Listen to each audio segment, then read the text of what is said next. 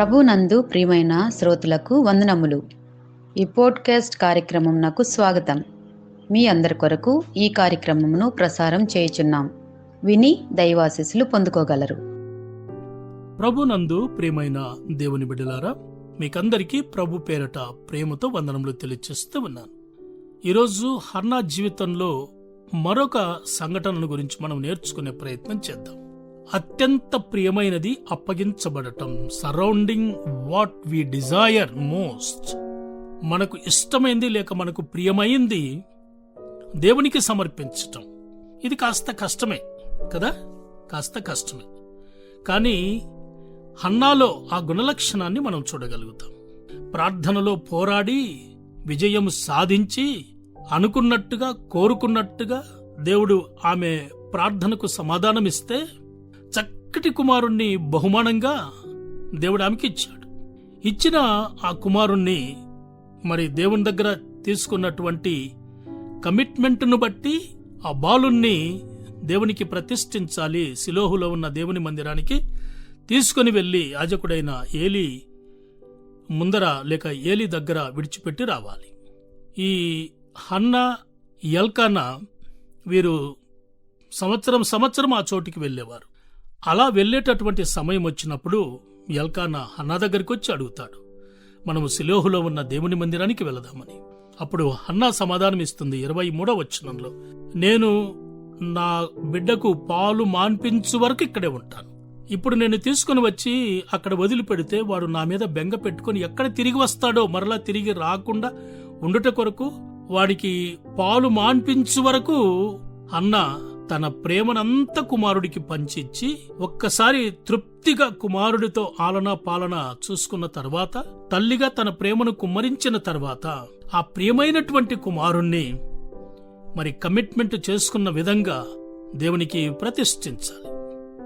24వ వచనంలో, పాలు మాన్పించిన తరువాత అతడు ఇంకా చిన్నవాడయ్యుండగానే ఆమె ఆ బాలుని ఎత్తుకొని 3 కోడెల తూమెడి పిండిని ద్రాక్షరసపు తిత్తిని తీసుకుని సిలోహులోని ఉన్న మందిరమునకు వచ్చాను కదండి. ఇక మొత్తం సిద్ధం చేసుకున్నది.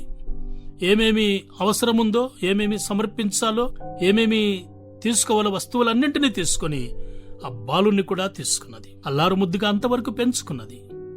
ప్రియమైన కుమారుణ్ణి మరి కమిట్మెంట్ ప్రకారం తీసుకున్న నిర్ణయం ప్రకారం ఇప్పుడు దేవుడికి ఆ చిన్న బాలుణ్ణి హన్నా సమర్పించాలి కదండి. 28వ వచనంలో, కాబట్టి నేను ఆ బిడ్డను యెహోవాకు ప్రతిష్ఠించుచున్నాను, తాను బ్రతుకు దినములన్నిట వాడు యెహోవాకు ప్రతిష్ఠితుడగును అనే గొప్ప మాట హన్నా చెప్పింది. ప్రియమైన కుమారుణ్ణి సంతోషంగా తృప్తిగా దేవునికి ప్రతిష్ఠించింది. ఎంత గొప్ప నిర్ణయం, ఎంత గొప్ప ఆలోచన. ఆలోచించండి. ఇది ఇటువంటి సంఘటన మరొకటి మనం చూస్తాం. ఆదికాండం 22వ అధ్యాయంలో అవసాన కాలమందు పుట్టినటువంటి కుమారుడైనటువంటి ఇస్సాకును అల్లారు ముద్దుగా పెంచుకున్నారు అబ్రాము శారమ్మలు.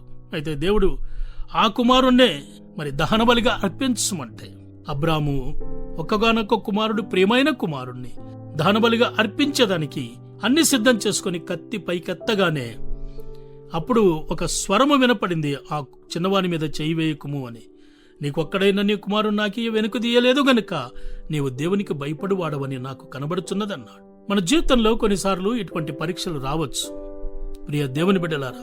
కానీ మనము ప్రియమైందిగా, ఇష్టమైందిగా ఉన్నటువంటి దాన్ని కొన్నిసార్లు ప్రభుకు సమర్పించవలసి వస్తుంటది. అటువంటి సందర్భం వచ్చినప్పుడు తప్పకుండా ప్రభుకు సమర్పించే లేక అప్పగించే ప్రయత్నం చేద్దాం. హన్నావలే అలా అప్పగించిన ఆ కుమారుని తర్వాత అన్నాకు మరలా 5 మంది సంతతిని దేవుడిచ్చాడు. గొప్ప ఆశీర్వాదాన్ని ఆమె పొందుకున్నది. అలా ఉండునట్లు కృప మనకు తోడయుండునుగాక. ఆమేన్.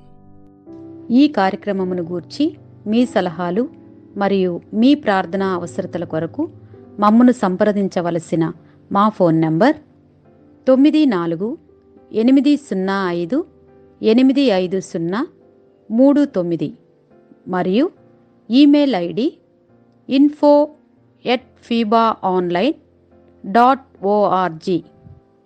మా ఫోన్ నంబర్ మరొకసారి 9480585039. Email ID info @fibaonline.org.